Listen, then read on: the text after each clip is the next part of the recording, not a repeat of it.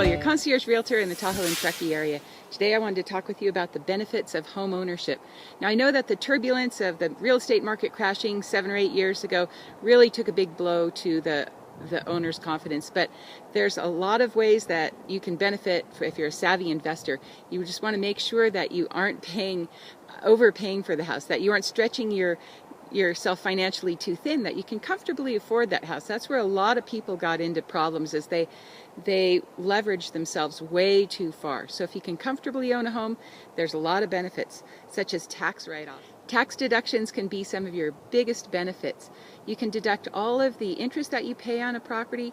You can actually deduct points and closing costs. Even if the seller paid those closing costs, you can still deduct them up to a year later.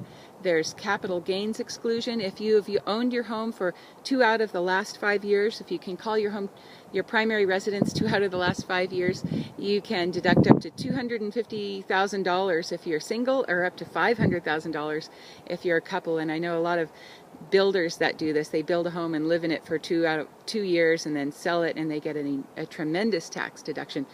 In the long term, buying is cheaper than renting, and you don't have to pay your landlord. And probably one of the biggest benefits is mortgage interest deductions. So you can deduct all of the interest that you pay on your property. If you have a home equity line of credit, you can deduct that interest.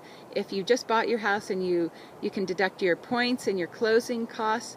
If your home is kind of like a forced savings plan, and it's a great idea once you get to retirement age that you'll have forced yourself to every month that you pay down some of your principal, you're actually gaining equity.